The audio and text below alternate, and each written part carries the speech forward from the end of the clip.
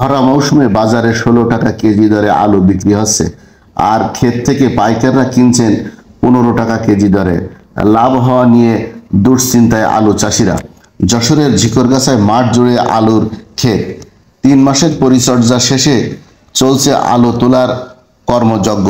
আবহাওয়া অনুকূল থাকায় এবার আলুর ফলন মোটামুটি ভালো হয়েছে, তবে স্বস্তি নেই কৃষকের মনে। আমি এই 3 বিঘে ভুঁই আলু করেছি ভাই, তা আমার এই আলু হলো 80-90 মণ পাততে হবে।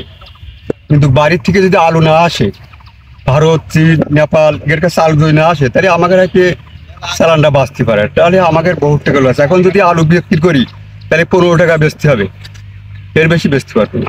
কৃষকরা বলছেন এবার প্রতি বিঘা জমিতে 80 থেকে 100 মণ আলু হয়েছে। ফলন ভালো হলেও 15 টাকা কেজি দরে আলু বিক্রি করে লাভ থাকছে না কৃষকের। বাড়তি দামে আলুর বীজ, সার কেনা থেকে শুরু করে সেচ দেওয়া পর্যন্ত খরচ হয়েছে বেশ। এই অবস্থায় লোকসানের সংখ্যায় চাষিদের মাথায় হাত।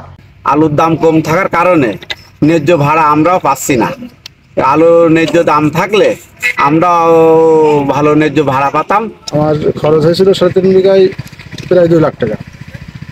তা এখানে এখন যে আলু হয়েছে এই হিসাবে বাজার দাম অনুযায়ী আমার এই 2 লাখ টাকা 1.5 লাখ টাকা মতো হয়তো বেচতে পারবো আমি। 50,000 টাকা 3.5 বিঘা জমিতে লস হবে, মানে বিঘা প্রতি আমার প্রায় 15,000 টাকা লস হবে।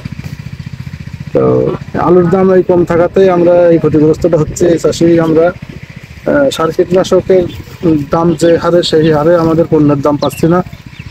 আমরা আমাদের উৎপাদিত ফসলের ন্যায্য দাম যদি পাই, লাভের দরকার নেই, আমরা মোটামুটি বেঁচে থাকতে পারি। এরকম ব্যবস্থা যদি সরকার আমাদের দিকে একটু নজর দেয়, তাহলে আমরা উপকৃত হব।